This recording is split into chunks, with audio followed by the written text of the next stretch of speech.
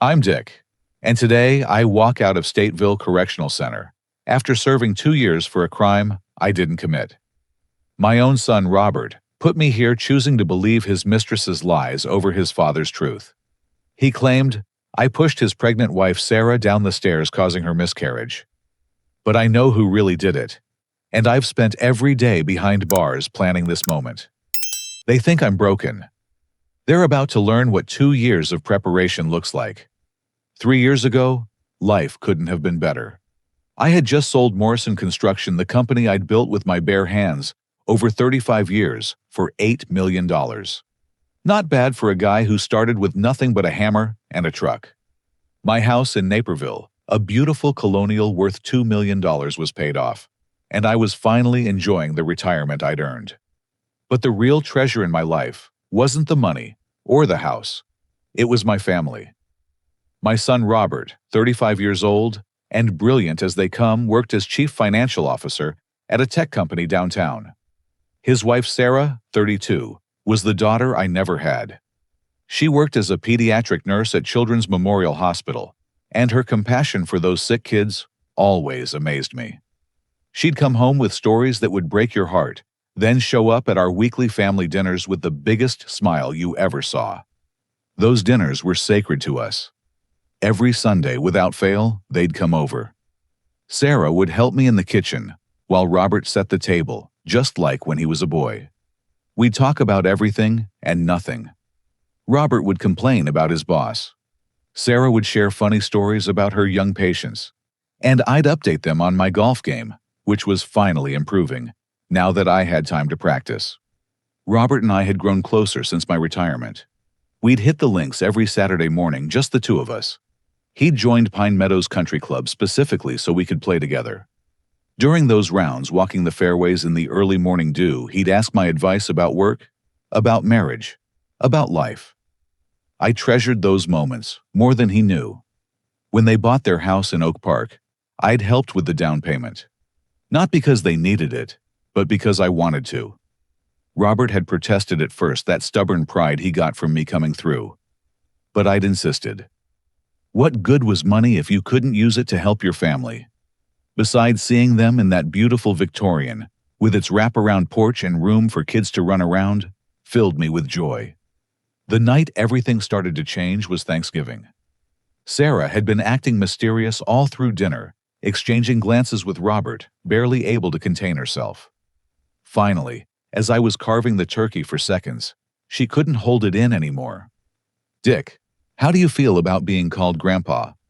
I nearly dropped the carving knife. The next thing I knew, I was hugging them both, tears streaming down my face. After 40 years of hoping, praying, and watching Robert grow up, I was going to be a grandfather. Sarah was 12 weeks along, due in late spring. They'd waited to tell me until they were sure everything was okay. That night, after they'd gone home, I sat in my study and opened a new savings account. College fund, I labeled it. I transferred $50,000 to start. My grandchild would have every opportunity, every chance at success. I even started sketching plans for a treehouse in the backyard, something I'd always wanted to build for Robert, but never had time for when he was young. The weeks that followed were some of the happiest of my life. Sarah and I would spend hours discussing nursery colors and baby names. She wanted to wait to find out the gender, make it a surprise. Robert rolled his eyes at our enthusiasm, but I caught him more than once browsing baby furniture online during our golf outings. Then came the company Christmas party in December. Robert's firm threw a lavish celebration at the Palmer House downtown. Sarah and I accompanied him, me in my best suit, Sarah glowing in a deep blue dress that accommodated her small baby bump. The ballroom sparkled with lights and laughter. Robert introduced us to colleagues, beaming with pride as he showed off his pregnant wife. That's when I first saw her. Jennifer Walsh, according to her name tag. New marketing director, Robert explained. She was tall, striking, with auburn hair, and a laugh that carried across the room. Recently divorced, Robert mentioned going through a rough time. The company had recruited her from New York just 2 months ago. I thought nothing of it at first. Robert had always been kind-hearted, looking out for colleagues in need. But as the evening wore on, I noticed things. The way Jennifer's hand lingered on Robert's arm when she spoke to him. How she positioned herself between Robert and Sarah during group conversations. The private jokes they seemed to share, leaving Sarah politely smiling, but clearly excluded. Near the end of the party, I stepped out to use the restroom. Walking back through the quiet hallway, I saw them. Robert and Jennifer, standing close, too close by the emergency exit. She was crying, and he was comforting her, his hand on her lower back in a way that made my stomach turn. When Jennifer looked up at him, the expression on her face wasn't grief. It was something else entirely. They sprang apart when they saw me. Robert's face flushed red, and he immediately launched into an explanation. Jennifer's ex-husband was making the divorce difficult, threatening her, he said. She'd gotten emotional thinking about spending Christmas alone. He was just being a supportive colleague, a friend. I wanted to believe him. This was my son, the boy I'd raised to be honest and faithful. He loved Sarah, I knew he did. I'd seen it in 1,000 small ways over the years. So I pushed down the unease, told myself I was reading too much into an innocent moment. But driving home that night, Sarah asleep in the back seat, her hand resting on her belly, I couldn't shake the image. The way they'd stood together like magnets, drawn to each other. I glanced at Robert in the rearview mirror. He was staring out the window, lost in thought, and for the first time in his life, my son looked like a stranger to me. When we pulled up to my house, I made a decision. Our security system had been acting up lately, cameras going offline randomly. The next day, I'd call to have it serviced, maybe upgrade to something more reliable. Just a precaution, I told myself. But deep down, a voice whispered that I might need those cameras for more than keeping burglars out. Looking back now from this prison cell, I realize that was the moment everything shifted. The moment the perfect life I'd built started developing cracks. Like a foundation with water damage, invisible at first, but spreading, weakening, until the whole structure comes crashing down. January arrived with a bitter cold that seemed to seep into everything. The chill wasn't just in the air. It was in my son's marriage, though I was one of the few who could see it. Sarah, bless her heart, trusted Robert completely. Why wouldn't she? They'd been together 12 years, married for 8. He'd never given her reason to doubt. But I'd been around long enough to recognize the signs. Robert started working late, missing dinners for the first time in years. Important client meetings, he'd say. Big merger coming up.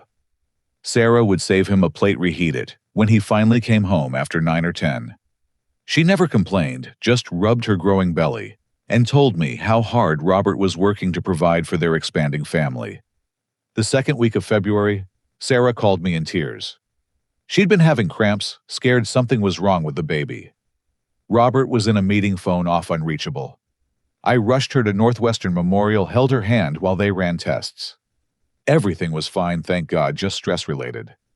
The doctor ordered bed rest for a week. I don't understand why I'm so stressed, Sarah confided as I drove her home. Everything should be perfect right now. That evening, while Sarah rested upstairs, I went to collect Robert's mail, as he'd asked me to do, while he was supposedly traveling for business. Mixed in with the usual bills and advertisements was a credit card statement. Not my business normally, but it had fallen open, and the charge that caught my eye made my blood run cold. The Langham Hotel, downtown Chicago. 3 separate charges over the past month, always on days Robert claimed to be in client meetings. Nobody charges a hotel room in the city where they live, unless they're up to something they shouldn't be. I sat at Robert's kitchen table, staring at that statement, feeling like I'd aged 10 years in 10 seconds. Part of me wanted to confront him immediately. The other part, the strategic part that had built a successful business, knew I needed more information first. You don't go to war with assumptions. You go with facts. I made a call to Carl Brennan, an old friend who'd gone into private investigation after retiring from the Chicago Police Department. We'd worked together on several construction site theft cases over the years. He was discreet, thorough, and most importantly, he understood that sometimes the truth hurts worse than ignorance. I need you to look into something for me. I told him, my voice steady, despite the tremor in my hands. Quietly. Meanwhile, Jennifer began appearing everywhere. Suddenly, she was at our family gatherings invited by Robert, because she had nowhere else to go. She'd show up at Sunday dinners with expensive wine and sad stories about her ex-husband. Sarah, kind soul, that she was welcomed her with open arms. Here was another woman going through a hard time. Of course she wanted to help. I watched Jennifer work her magic. She complimented Sarah's cooking while subtly mentioning her own culinary skills. She cooed over baby preparations while dropping hints about her own desire for children stolen from her by a selfish ex. She was clever, I'll give her that. Never too obvious, never crossing lines that Sarah would notice. But I saw the way she positioned herself in family photos, always next to Robert. The way she'd touch his shoulder when laughing at his jokes, letting her hand linger just a beat too long. By March, Sarah's condition had worsened. The stress she couldn't understand was taking its toll. Bed rest extended indefinitely, blood pressure dangerously high. Robert hired a day nurse, but Sarah preferred my company. I'd sit with her for hours playing cards, watching old movies, pretending everything was normal, while my heart broke for what I suspected was happening. Carl delivered his report on a gray Tuesday morning.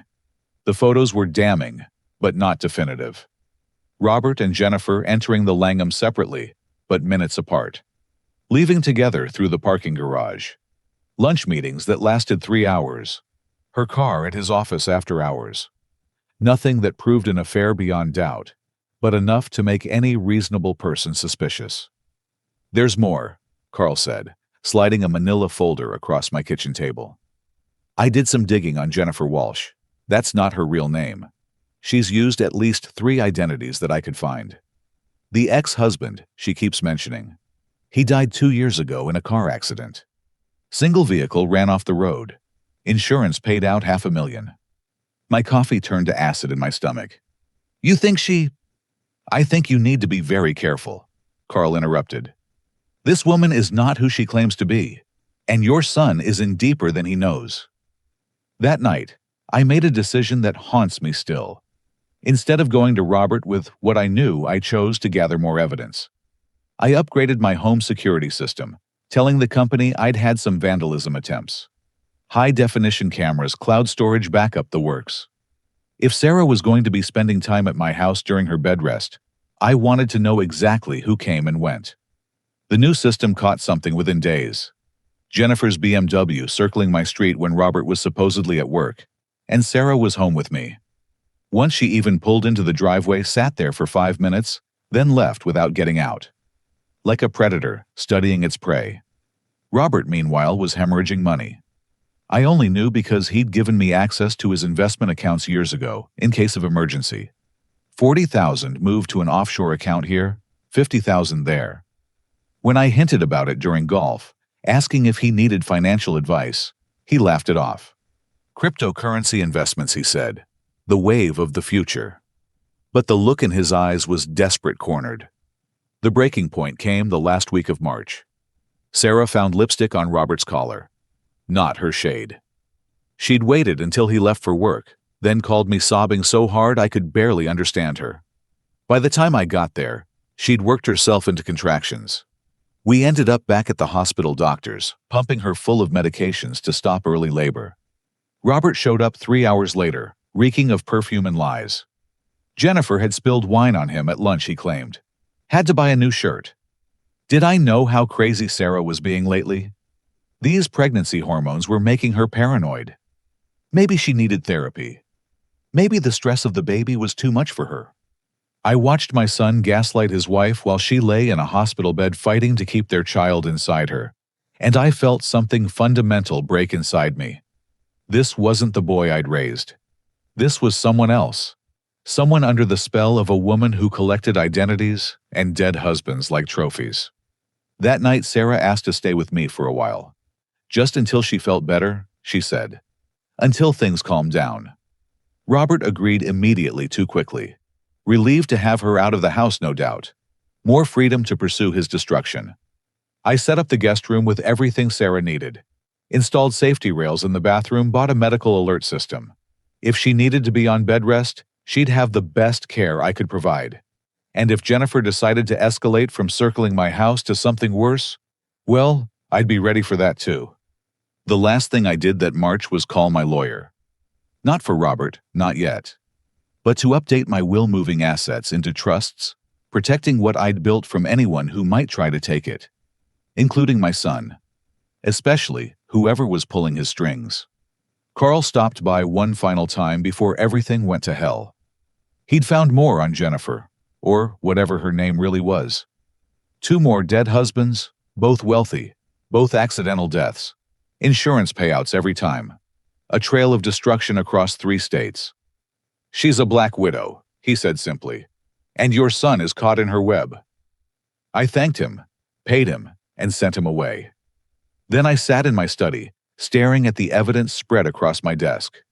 Photos, bank records, death certificates, a map of devastation with my family at the center. Outside spring was trying to arrive. Crocuses pushed through the last of the snow, desperate for sunlight. But in my heart, winter had settled in for a long stay.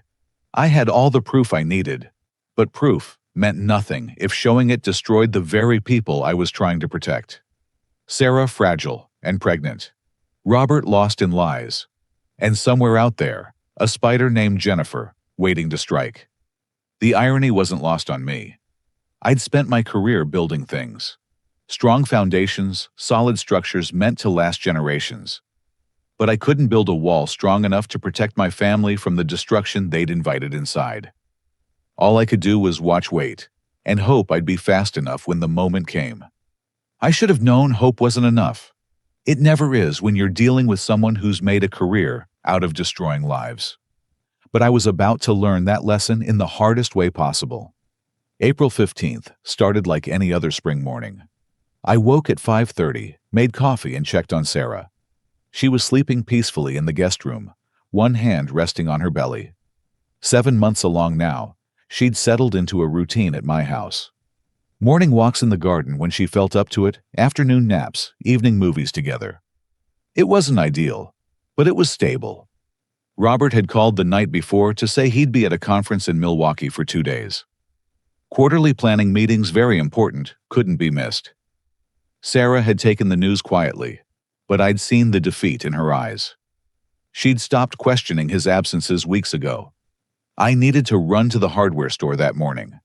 The baby's nursery at their house still wasn't finished, and I'd promised Sarah I'd help complete it before her due date. She insisted on staying behind, said she had a headache, and wanted to rest. I should have paid attention to the unease in my gut, should have stayed home.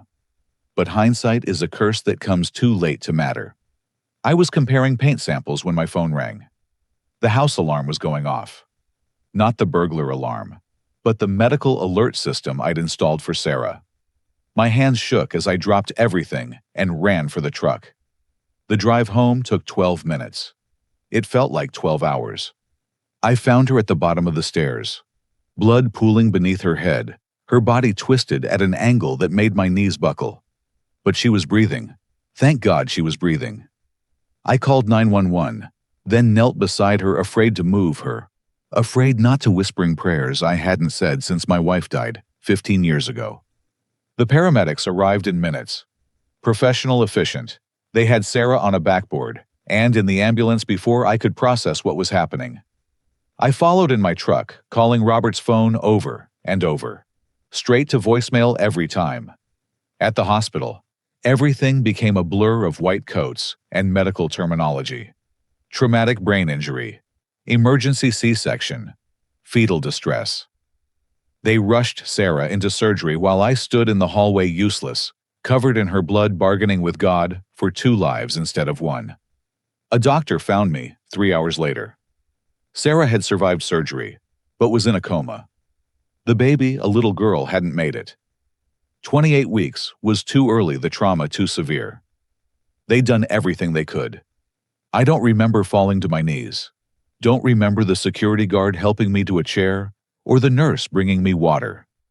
All I remember is the sound that came out of me, something between a scream and a prayer, and the cold certainty that this was no accident. Robert arrived at 4 in the afternoon, still in his suit, playing the part of the devastated husband perfectly. Where had he been? Why hadn't he answered his phone? He grabbed my shoulders, shaking me, demanding answers I didn't have. Not yet. She fell. I told him the words tasting like ash. I was at the store. When I came home. He collapsed against me, sobbing. For a moment, just a moment, I saw my son again. The boy who'd cried when his goldfish died, who'd held my hand at his mother's funeral. Then Jennifer appeared in the doorway, and the moment shattered. She was dressed professionally, every hair in place, but there was something wild in her eyes. Satisfaction, fear. Both. She rushed to Robert, pulling him into her arms, whispering comfort. Over his shoulder, she looked at me, and I saw the truth written across her face as clearly as if she'd confessed. "What are you doing here?" I asked, my voice steady, despite the rage building in my chest. "Robert called me," she said smoothly. "He needed support. This is such a tragedy." But Robert hadn't called her. I'd been with him every second since he'd arrived. She'd already been on her way, already knew what had happened. Because she'd been there. She'd done this. The next hours passed in a haze of doctor's decisions papers to sign. Sarah remained stable, but unresponsive. The baby would need to be buried. Robert alternated between grief and estranged detachment, letting Jennifer handle details that should have been his. She was too comfortable in the role, too prepared. When the police arrived that evening, I thought maybe someone else had seen what I saw. But they weren't there to investigate. They were there for me. Mr. Morrison, the lead detective, said, his voice carefully neutral. "We need to ask you some questions about your relationship with your daughter-in-law." Jennifer had been busy. While Robert grieved and Sarah fought for her life, she'd spun a web of lies.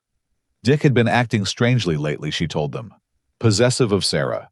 Angry about money Robert had borrowed for investments. She'd witnessed an argument just last week where Dick had grabbed Sarah's arm, threatened her. "That's insane," I said, but even I could hear how it sounded. Desperate, guilty. Then came the security footage. My own cameras turned against me. But the footage was wrong, edited. It showed me home at the time of the fall, showed my truck in the driveway, when I knew I'd been at the store. The timestamp had been altered, frames removed or rearranged. When I tried to access the cloud backup from my phone, it was gone. Wiped clean. Robert stood silent through it all, Jennifer's hand on his back, guiding him like a puppet. When the detective asked if Robert had noticed tension between Sarah and me, my son nodded slowly. "He's been different lately," Robert said, not meeting my eyes. "Since he found out about the money I invested. He thought I was wasting my inheritance." Every word was a knife. This was choreographed, planned. Jennifer had known exactly which strings to pull, which lies would sound most believable. A controlling father-in-law, angry about money, taking it out on a pregnant woman. It was brilliant in its simplicity. They arrested me at Sarah's bedside. She'd briefly opened her eyes, confused and frightened, reaching for me. But when I tried to take her hand, the officers pulled me back. The last thing I saw before they led me away was Jennifer whispering in Robert's ear, while he nodded along like a broken doll. At the station, everything moved fast. Too fast. My lawyer, a public defender, who looked barely old enough to shave, advised me to cooperate. "Tell them about the hardware store," he said. "They'd check the cameras, verify my alibi." But the store's security system had mysteriously malfunctioned that day. The receipt I knew I'd kept was missing from my wallet. The paint samples I'd dropped were nowhere to be found. Even the clerk who'd helped me couldn't remember seeing me, though I'd shopped there for 20 years. It was then I understood the depth of Jennifer's planning. This wasn't a crime of passion or opportunity. This had been orchestrated for months. Every piece of evidence, every witness, every digital trail carefully managed to point at me. The bail hearing was a joke. Flight risk, the prosecutor argued. Wealthy man with means to disappear. Danger to the victim who might remember the truth. The judge agreed. I'd sit in county lockup until trial. That night, in a cell that smelled like despair and industrial cleaner, I played the day over in my mind. Sarah's headache that morning. The medical alert going off. The blood. So much blood. And Jennifer appearing at the hospital without being called, prepared to comfort Robert while destroying me. I thought about Carl's research. The dead husbands. The insurance payouts. The trail of destruction. Sarah had been in the way, an obstacle to Jennifer's plan. But killing her would have been too obvious, too risky. Better to eliminate her and frame someone else. Two birds, one carefully thrown stone. But knowing the truth and proving it were different things. Jennifer had been playing this game far longer than I'd been aware of it. She had my son, my freedom, and very nearly my sanity. All I had was the certainty that I'd been played by a master. In the darkness of that cell, I made a decision. I wouldn't fight this the way Jennifer expected. I wouldn't rage or proclaim my innocence to anyone who'd listen. I'd be quiet, careful, strategic. I'd learned from watching her. Sometimes the best way to catch a spider is to become one yourself. The game was far from over. Jennifer thought she'd won, but she'd made one mistake. She'd left me alive. And as long as I was breathing, I'd find a way to prove what really happened. For Sarah. For the grandchild I'd never meet. For the son I was losing to a monster in designer clothes. Dawn came slowly to the jail, but with it came clarity. I knew what I had to do. The only question was whether I'd have time to do it before Jennifer finished whatever she'd started. Because women like her don't stop at one victory. They keep going until there's nothing left to take. And there was still so much left to take. The Cook County Courthouse had never felt more like a tomb than it did that October morning. 5 months had passed since Sarah's fall. 5 months of sitting in a cell while Jennifer tightened her web around what remained of my life. The trial was a masterpiece of manipulation, and I had a front row seat to my own destruction. My lawyer, David Hartley, had come highly recommended by Robert. That should have been my first warning. Hartley was smooth, expensive, and golf buddies with half the prosecution team. He'd convinced me that fighting the charges would result in life imprisonment, that my best option was a plea deal. Take responsibility, show remorse. Get 5 to 7 years instead of 25 to life. The evidence is overwhelming, Dick, Hartley said during one of our meetings. Your security footage places you at the scene. Miss Walsh saw the confrontation. Even Sarah's testimony, confused as it is, doesn't help us. Sarah. She'd woken from her coma after 3 weeks, but her memory was Swiss cheese. She remembered being pregnant, remembered staying with me, but the day of the fall was a black hole. The doctor said it might come back, might not. Traumatic brain injury was unpredictable that way. She'd tried to visit me once early on. Hobbled in with a walker face, pale eyes, confused. But Robert had been there, Jennifer at his side, whispering poison. By the time Sarah left, she was crying, asking why I'd done it, why I'd pushed her. The memory they'd planted was taking root. The trial itself was swift and brutal. Jennifer took the stand on day 2, every inch the concerned friend. She wore a conservative suit, minimal makeup, playing the part of the reluctant witness perfectly. I didn't want to believe it, she testified, dabbing at dry eyes. Dick had always been so kind to me. But that day, I saw him grab Sarah's arm at the top of the stairs. They were arguing about money, about Robert. He was so angry. Her performance was flawless. She described a confrontation that never happened with details so specific they sounded real. The time, the words spoken, the look of rage on my face before the push. She even managed to cry real tears when describing Sarah's scream as she fell. Did you see the actual push? The prosecutor asked. I was in the hallway, Jennifer replied. I saw him grab her, heard the argument escalate, then heard the fall. When I ran to the stairs, Dick was just standing there looking down at her. He didn't even call for help right away. Lie after lie, each one perfectly crafted. The security footage, doctored by her tech-savvy brother, supported her timeline.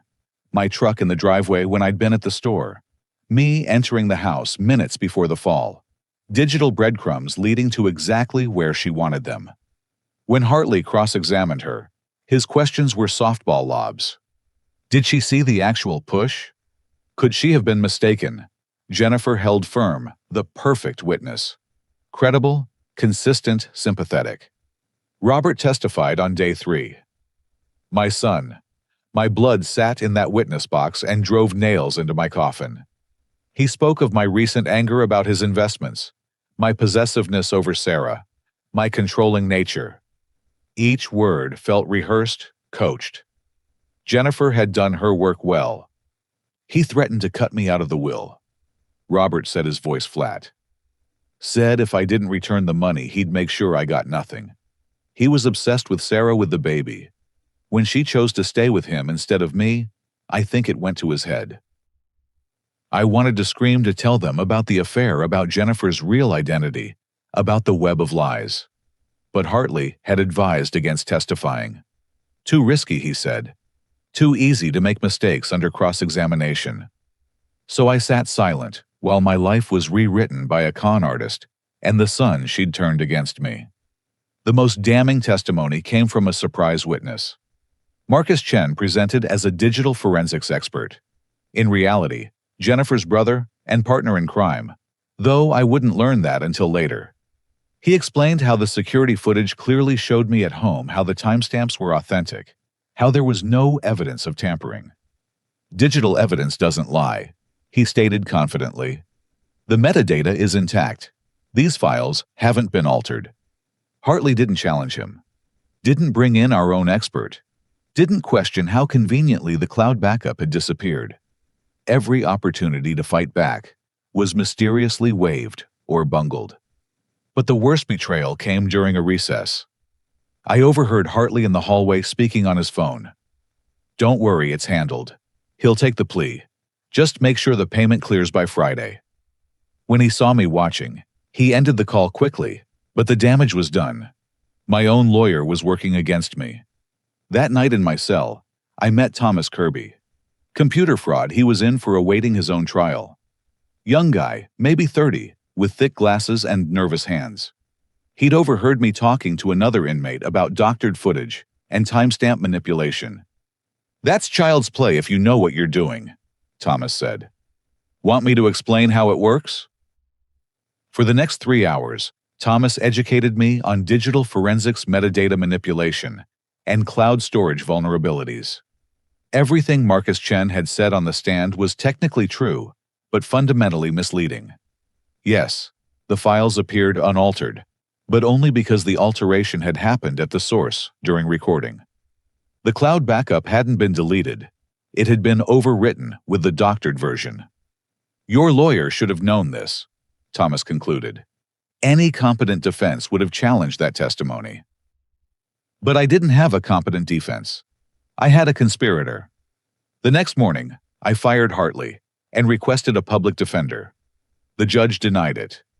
Too late in the trial, he said. It would prejudice the jury. Hartley smiled sympathetically and continued selling me down the river. Closing arguments were a formality. The prosecution painted me as a controlling patriarch who'd snapped when his authority was challenged. The defense, my defense, basically agreed, but asked for mercy. Temporary insanity, Hartley suggested. A moment of rage in an otherwise law-abiding life. The jury deliberated for 3 hours. Guilty of aggravated assault. Guilty of involuntary manslaughter of an unborn child. The forewoman wouldn't meet my eyes as she read the verdict. Sentencing came 2 weeks later. The judge, citing my lack of criminal history and age, gave me 5 to 7 years with possibility of parole in 2. Hartley called it a victory. Jennifer, sitting behind Robert, smiled. As they led me out in shackles, Robert finally looked at me. Really looked at me. For just a second, I saw doubt flicker in his eyes. But Jennifer's hand on his shoulder steadied him, and the moment passed. The transport to Stateville was surreal. Watching Chicago disappear through the barred windows, knowing I might not see it again for years. But I wasn't broken. Not yet. Because during those weeks of trial, I'd been planning. My brother George had attended every day, taking notes, Making contacts. Retired FBI, he knew a cover-up when he saw one. While Jennifer thought she'd won, George was already investigating. Her past, her identity, her connection to Marcus Chen. The trail she'd tried to hide. Thomas Kirby, my cellmate savior, had given me another gift. Names of inmates at Stateville who might help. Computer experts, forensic accountants, even a former insurance investigator. Men with skills and time to burn. Mitchell Stevens, one of the junior partners at my old firm, had approached George. He'd noticed discrepancies in the trial, suspected Hartley's corruption. Quietly, carefully, he'd begun building an appeal. Not the kind filed quickly and denied, but something thorough, methodical. The kind that takes years, but sticks. As the prison gates closed behind me, I thought about Sun Tzu's Art of War, a book Robert had given me years ago. When weak, appear strong. When strong, appear weak. Jennifer had won this battle by making me appear strong when I was weak. But now, heading into years of captivity, I would reverse the strategy. Let them think they'd broken me. Let Robert believe his father was guilty. Let Jennifer enjoy her victory while Sarah slowly healed and tried to remember. Let them all believe the lie while I prepared the truth. Because the thing about spiderwebs is, they're only strong until you find the right thread to pull. Then the whole structure collapses. And I had nothing but time to search for that thread. The guards processed me like any other inmate. Fingerprints, photos, delousing, humiliation. But in my mind, I was already at work. Every slight, every degradation was fuel for what would come. Jennifer had made one crucial error. She'd left witnesses alive. Sarah, who might remember. Robert, who might wake up. And me, who would never stop fighting. As they led me to my cell that first night, I made a promise to the grandchild I'd never meet. Your death won't be for nothing. The woman who killed you will pay. And the father who betrayed you will learn the cost of choosing a monster over family. The cell door clanged shut, but my war was just beginning. 2 years, 730 days in a concrete box. But I wasn't idle. From the moment I entered Stateville, I began building a network that would make Jennifer's web look like amateur hour. The first rule of prison is that everyone has a story, and most of those stories involve someone on the outside who did them wrong. I had plenty of company in that regard. My cellmate arrived 3 weeks into my sentence. Thomas Kirby, the same computer expert from county, had been transferred after taking a plea deal. 5 years for cyber fraud, but worth his weight in gold for what he knew. We spent evenings with him, teaching me about digital forensics, blockchain technology, and the dark web. In exchange, I helped him with his appeal, using my construction experience to find flaws in the prosecution's timeline. Your security system. Thomas explained one night, sketching diagrams on contraband paper. The cloud backup exists somewhere. Data doesn't just disappear. It gets overwritten, hidden, or moved. But it leaves traces. Always. Word spread that I was the old man who'd been set up by his own son. In prison, that earned a strange kind of respect. Family betrayal was the deepest cut understood by men who'd been sold out by brothers, wives, children. They came to me with their own stories, and I listened, filing away lessons about how the guilty operate. Luis Garza, doing 15 for murder, had been framed by his business partner. He taught me about forensic accounting, how money leaves trails that amateur criminals never fully erase. Carlos Mendez, former insurance investigator turned fraudster, explained how Jennifer's type operated. Black widows, he called them. They always had patterns, always made mistakes if you looked long enough. But my most valuable ally came from an unexpected source. Jerome Williams, the prison chaplain, had connections throughout the correctional system. His brother worked in the Illinois State Police Cybercrimes Unit. Through careful conversations during spiritual counseling, I fed Jerome information about Jennifer's past identities, the suspicious deaths, the insurance payouts. Meanwhile, George worked tirelessly on the outside. My brother had taken early retirement from the FBI, but still had contacts everywhere. He started in Michigan, tracking down relatives of Jennifer's first victim. Then Ohio, where the second husband had died. Each breadcrumb led to another painting a picture of a woman who'd spent 15 years perfecting her craft. The name Jennifer Walsh was her fourth identity. Before that, she'd been Jessica Williams, Rebecca Sterling, and originally Mary Jane Kowalski from Detroit.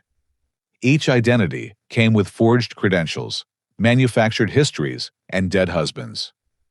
Marcus Chen wasn't her brother, but her partner handling the technical side while she played the grieving widow. George discovered something crucial in month 6. Jennifer's third victim had survived. Harold Patterson, 82, living in a nursing home in Columbus. His family had suspected foul play when he'd nearly died from digitalis poisoning, but Jennifer had disappeared before they could prove anything. Harold's daughter Elizabeth had spent years trying to track her down. "She's willing to testify," George told me during a visit. "Has documents, recordings, everything." Jennifer thought the old man was too senile to fight back, but he'd been recording their conversations for months. I refused all visits from Robert and Sarah those first months. Every request went into a folder unopened. Let them wonder. Let them stew in the reality they'd created. The guards found it strange, a man refusing to see his family, but I had my reasons. Every refusal was a message: I know what you did. Thomas and I spent countless hours dissecting the trial footage Mitchell had provided. Frame by frame, we found the edits. Subtle, but there. Shadow inconsistencies where footage had been spliced. Metadata that showed processing timestamps after the supposed recording time. It wouldn't hold up in court yet, but it was a start. My fellow inmates became researchers. Diego, a former paralegal, helped draft Freedom of Information requests. Marcus, ironically sharing the name of Jennifer's partner, used prison computers during his library shifts to dig into public records. Even the guards, some of them, began to believe my story. Officer Washington, 20-year veteran, had seen too many innocent men inside to dismiss my claims. Year 2 brought breakthroughs. George had been posing as a potential investor, getting close to Robert's circle. What he found was disturbing. Robert's company was under SEC investigation for embezzlement. Hundreds of thousands missing, all traced to accounts Jennifer controlled. My son wasn't just a fool. He'd become her accomplice, willing or not. "She's bleeding him dry," George reported. "The house is in foreclosure. His company's about to fire him. And get this, she's pushing for him to divorce Sarah and marry her. Wants access to your estate through him." Sarah had been the wild card all along. Her memory was returning in pieces, fragments that didn't match the narrative she'd been fed. She'd started therapy with Dr. Patricia Hartman, a specialist in recovered memories. Month by month, the truth was emerging from the fog. Mitchell's appeal progressed slowly, but thoroughly. He'd found evidence of Hartley's corruption payments from offshore accounts linked to Jennifer. The original store security footage had been located, showing me clearly shopping at the time of Sarah's fall. The clerk, threatened into silence during the trial, had come forward with his story. But the masterstroke came from Thomas. Using skills that had landed him in prison, he'd traced the real cloud backup of my security system. Jennifer's partner had been sloppy moving rather than deleting the files. They sat on a server in Romania, waiting to be discovered. The unedited footage showed exactly what happened that April morning. Jennifer arriving at my house. Sarah answering the door. An argument at the top of the stairs. Jennifer's hands on Sarah's shoulders. The push. Sarah falling while Jennifer walked calmly away, getting into her car, and driving off before returning later to play the concerned friend. "We've got her," Thomas said, grinning like he'd won the lottery. "The timestamp's intact. The footage is clean. This proves everything." But I wasn't ready to play that card yet. Jennifer thought she'd won, thought I was rotting away while she enjoyed her spoils. She didn't know about George's investigation about Harold Patterson, about the SEC closing in on Robert. She didn't know Thomas had found the footage, or that Sarah was remembering. Most importantly, she didn't know I'd been scheduled for a parole hearing. 2 years of model behavior teaching literacy classes, helping other inmates with legal documents. The warden himself would recommend my release. April 15th, exactly 2 years after Sarah's fall. I'd learned patience in prison. Learned to think 3 moves ahead like chess. Jennifer had taken my freedom, my son, nearly my sanity. But she'd also taught me her game. And unlike her previous victims, I was still breathing, still fighting, still planning. The parole hearing approached like destiny. Every piece was in position. George had connected with Elizabeth Patterson and other victims' families. Mitchell had filed motions that would explode into the public eye. The FBI had opened a case based on Jerome's brother's reports. Sarah's memories were almost fully returned. But Robert remained under Jennifer's spell, broke desperate, and about to be arrested for embezzlement he'd committed for her. Part of me wanted to warn him, the part that remembered teaching him to ride a bike. But the strategic part knew he had to fall completely before he could rise again. 2 weeks before the hearing, Jennifer made her move. She visited me the first time she'd dared. Sitting across the reinforced glass, she looked older, harder. The mask was slipping. "You should have taken the fall quietly," she said. "Robert's going to need his inheritance soon. Very soon." It was a threat, poorly veiled. She was planning something, maybe my death, maybe Robert's. Black widows don't stop spinning until they're crushed. But she'd shown her hand too early. April 15th, I replied calmly. "Remember that date." She laughed, thinking I meant my hearing. Thinking I was hoping for freedom that would never come. She didn't understand. April 15th wasn't just my possible release date. It was the day her web would finally collapse. As she left, I allowed myself a small smile. The old saying is true: revenge is a dish best served cold. And after 2 years in Stateville's freezer, mine was about to be Arctic. The guards took me back to my cell where Thomas waited with final preparations. Letters to be mailed, calls to be made, dominoes to be tipped. We'd built something beautiful in its complexity, terrible in its justice. Jennifer thought she was the spider. She was about to learn she'd been the fly all along. 1 more week.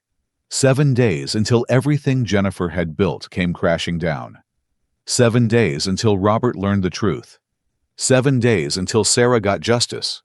7 days until a grandmother who'd never met her grandchild got to honor that stolen life. I lay on my narrow bunk that night, staring at the ceiling, thinking about the morning it all started. The security footage, the edited, lies the trial that wasn't. Soon, very soon, Chicago would see it all. The real footage, the real Jennifer, the real story. Let the games begin. April 15th dawned clear and cold, the kind of Chicago morning that cuts through your coat and into your bones.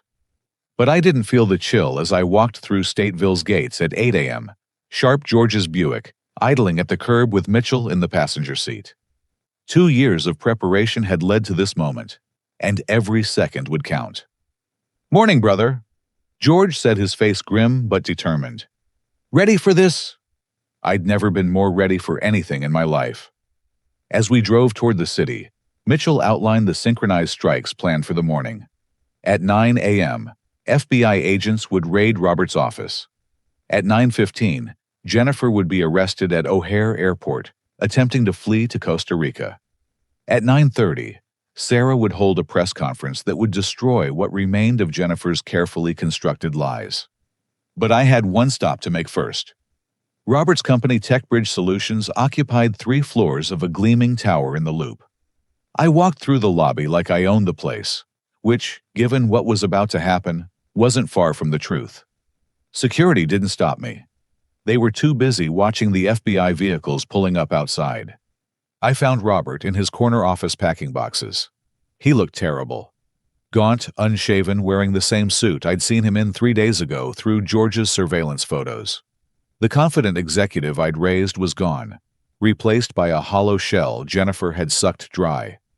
He looked up when I entered and the box fell from his hands. "Dad." The word came out cracked, broken. "How? You're supposed to be—" "In prison," I finished. "Parole came through yesterday. Good behavior. Imagine that." Behind Robert, through the floor-to-ceiling windows, I could see FBI agents entering the building. He followed my gaze, his face draining of remaining color. I don't understand. What's happening? Sit down, son.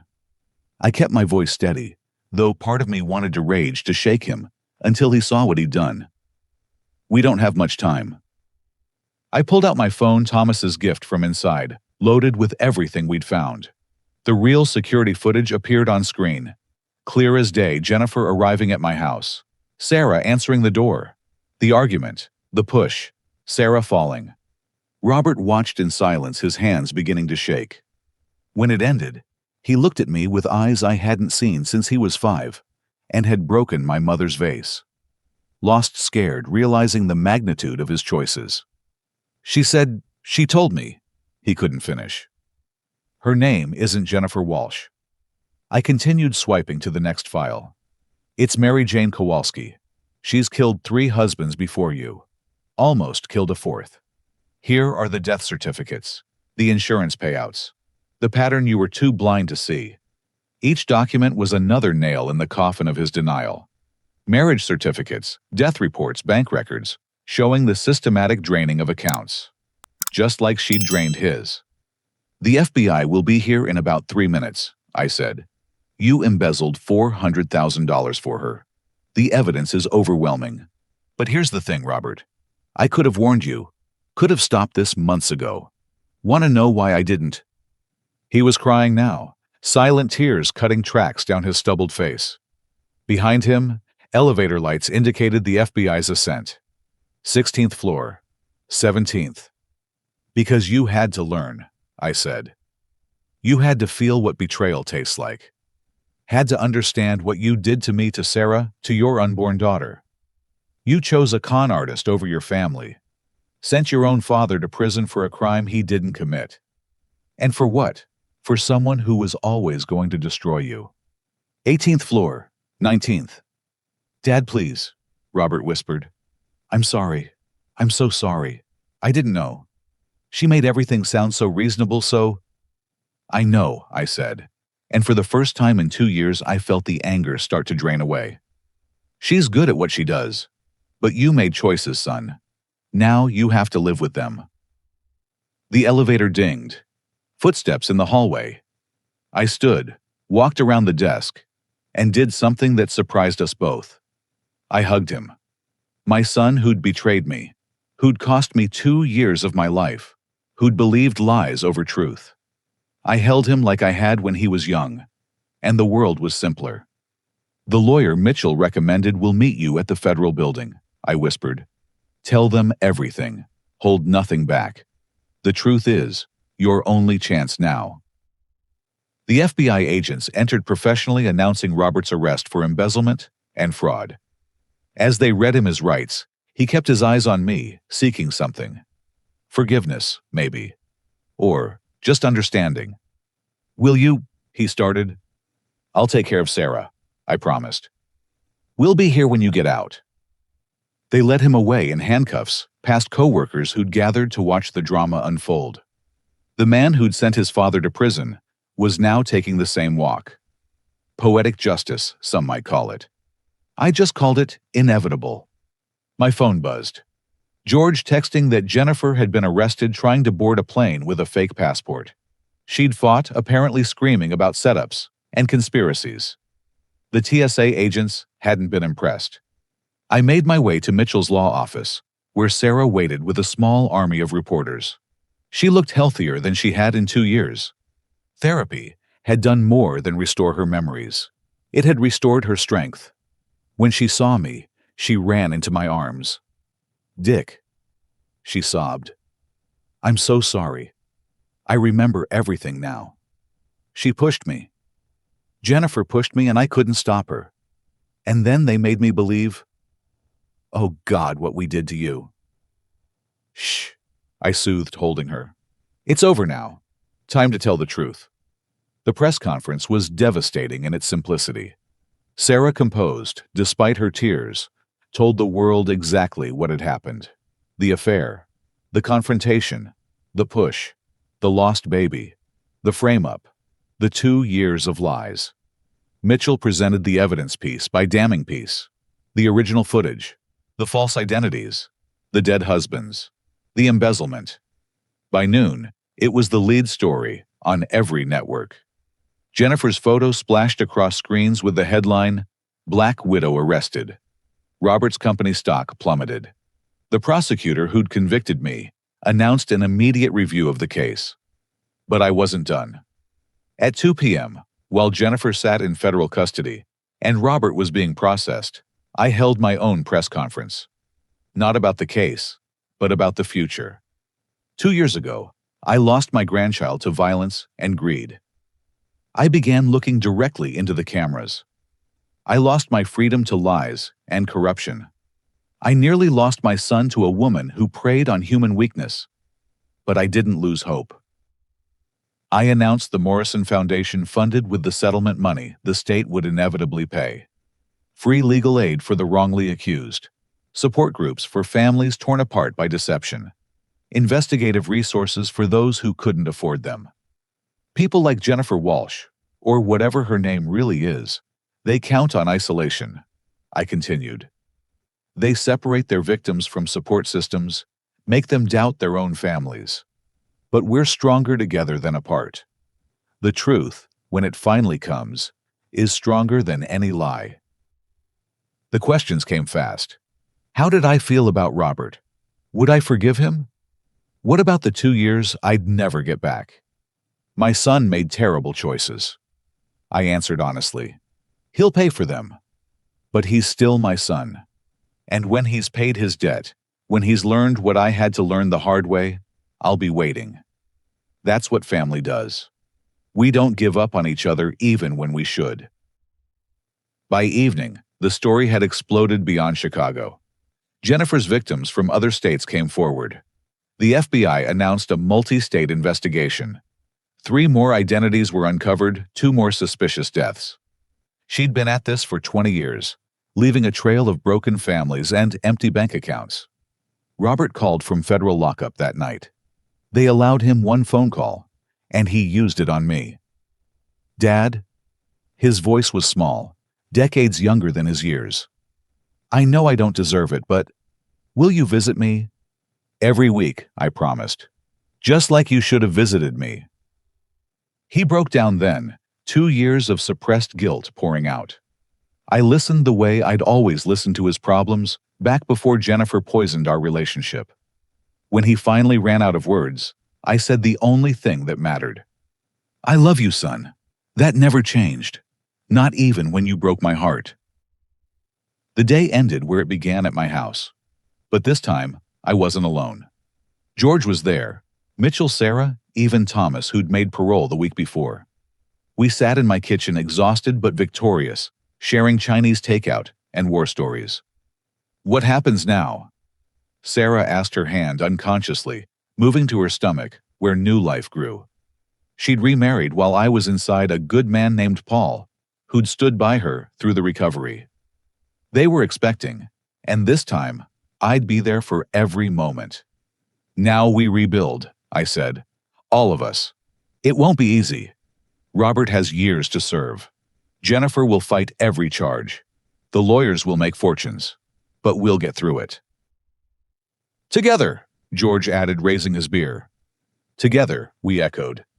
Outside Chicago glittered in the darkness, unaware that justice had been served in one small corner of its vastness. Tomorrow would bring new challenges. Appeals, trials, the slow work of healing. But tonight, for the first time in 2 years, I could sleep in my own bed, in my own house, with the knowledge that the truth had finally won. The grandfather clock in the hallway chimed midnight. April 15th was over, but its echoes would last for years. The day I was freed. The day Jennifer was caught. The day Robert began his journey back to redemption. The day of reckoning that 2 years of patient planning had built toward. Some might call it revenge. I preferred to think of it as balance restored. The scales of justice knocked askew by lies and manipulation finally righting themselves. It had cost me 2 years of my life, but what I'd gained, wisdom, strength, the ability to forgive even the unforgivable, was worth the price. As my guests left, and I prepared for bed, I stopped at the mantel where a photo of my unborn grandchild's ultrasound sat in a silver frame. "We got her," I whispered. "The woman who took you from us will never hurt another family. I promise you that." And for the first time since that April morning when everything went wrong, I felt peace. Not the peace of forgetting, but the peace of justice served. Tomorrow would bring its own battles, but tonight, I'd won the war. 6 months after Jennifer's arrest, the courthouse steps were packed with reporters for her sentencing. She'd fought every charge, hired the best lawyers dirty money could buy, but the evidence was overwhelming. 23 counts of fraud, 3 counts of murder, 1 count of attempted murder, identity, theft, conspiracy, and enough financial crimes to fill a book. When the judge read, "Life without parole," I felt my grandchild's spirit finally rest. Jennifer had tried to look at me as they led her away, but I was watching Robert. He sat in the gallery in his orange jumpsuit brought from federal prison to testify against her. His testimony had been crucial, devastating in its honesty about how she'd manipulated him. When our eyes met across the courtroom, I saw my son again. Not the hollow man she'd created, but the boy I'd raised finally understanding the weight of his choices. My case had been overturned within weeks of the evidence coming to light. Full exoneration, formal apology from the state, and a $2 million settlement. The prosecutor who'd railroaded me resigned in disgrace. Hartley, my corrupt lawyer, was disbarred and faced his own criminal charges. The dominoes fell fast once the first one tipped. But money couldn't buy back 2 years. Couldn't bring back my grandchild. Couldn't erase the betrayal that had cut deeper than any physical wound. What it could do was build something meaningful from the ashes. The Morrison Foundation opened its doors on a rainy Tuesday in November. The building, a renovated warehouse on the south side, housed legal aid offices, counseling rooms, and investigation resources. Elizabeth Patterson, whose father had survived Jennifer's poisoning, became our first director. She understood firsthand what we were fighting against. Our first client was a grandmother from Cicero, whose daughter-in-law had convinced her son to have her declared incompetent. Familiar story, different players. Within 3 weeks, we'd uncovered forged medical documents and a history of elder abuse. The grandmother got her life back. The daughter-in-law got 5 years. Sarah threw herself into the foundation's work. Her baby, another little girl, arrived healthy and perfect on Christmas Eve. They named her Hope, and when Paul asked me to be her godfather, I cried like I hadn't since losing my wife. This time, I'd be there for first steps, first words, first everything. "She looks like her sister would have," Sarah said quietly during Hope's baptism. "Sometimes I dream about her, the baby we lost. I think she'd be happy we're helping other families avoid what happened to us." Robert's letters arrived weekly from federal prison. At first, they were full of apologies, repetitive and desperate. But as months passed, they evolved. He wrote about the books he was reading, the accounting degree he was pursuing, the therapy sessions that were helping him understand how he'd fallen so far. He was doing the work, the hard internal labor that real change requires. His sentence had been reduced to 4 years with good behavior, thanks to his cooperation and genuine remorse. The embezzled money was gone, absorbed into Jennifer's con, but he was determined to make restitution when he got out. He'd even started a prison support group for inmates who'd been manipulated into crimes by others. "I think about that Christmas party," he wrote in one letter. "The first time I saw her. If I could go back knowing what I know now, would I walk away? I want to say yes. But Dad, I was so empty inside. Mom's death, the pressure at work, feeling like I was failing at everything. She saw that emptiness and filled it with poison. But the emptiness was my responsibility. I see that now." I visited him monthly, driving down to the federal facility in Pekin. We'd sit across from each other, plastic table between us, and slowly rebuild what Jennifer had destroyed. Not the same relationship. That was gone forever. But something new, forged in truth and tempered by pain. "How do you forgive me?" he asked during one visit. I took 2 years of your life. I believed a stranger over my own father. I let her push Sarah, kill my daughter. How do you sit here and look at me with love instead of hate? Because hate would mean she won, I told him. And because I know what it's like to be fooled by someone who's made a career of deception. You were her marked son. From the moment she walked into that Christmas party, she was playing a role designed specifically to hook you. The affair, the money, even sending me to prison. It was all part of her plan. But I chose it, he insisted. Every step I chose her over family. Yes, I agreed. And you're paying for those choices. But you're also choosing differently now. That's what matters. Thomas, my former cellmate, became the Foundation's head of digital forensics. His skills, once used for crime, now helped uncover it. He'd tracked down 12 more of Jennifer's victims across the country, building a network of survivors who supported each other through video calls and shared resources. One case hit particularly close to home. A young father in Milwaukee, whose new wife had convinced him his parents were abusing his children. Classic isolation tactics, manufactured evidence, escalating accusations. By the time he contacted us, he'd already filed restraining orders against his parents and was preparing to move across the country with his wife. Thomas found the digital breadcrumbs within days. The wife's previous identity, the dead first husband, the insurance money. We intervened just in time before another family was destroyed. Watching that man reunite with his parents, seeing his children run to their grandparents' arms, healed something in me that I hadn't realized was still broken. George, energized by our success, came out of retirement entirely. At 71, he worked harder than people half his age, connecting with law enforcement agencies across the country to build databases of con artists and their methods. His FBI connections opened doors that would have remained closed to civilians. We're making a difference, he told me one evening as we reviewed cases. 23 families reunited this year, 15 con artists behind bars, hundreds of thousands in stolen assets recovered. Not bad for a couple of old guys with too much time on their hands. But the real victory was smaller, quieter. It was Sarah bringing hope to my house every week, letting me be the grandfather I'd been denied before. It was Robert's improving letters full of hope and plans for when he got out. It was sleeping through the night without nightmares of concrete cells and metal bars. The 2-year anniversary of my release passed with little fanfare. I spent it at the Foundation, working with a new client whose son had been manipulated into signing over his power of attorney. Same story, different verse, but we knew the tune by now. We'd help this family, like we'd help the others, one thread at a time until the web unraveled. That evening, I stood in my backyard, watching the sun set over Chicago. The city that had taken my freedom had also given it back.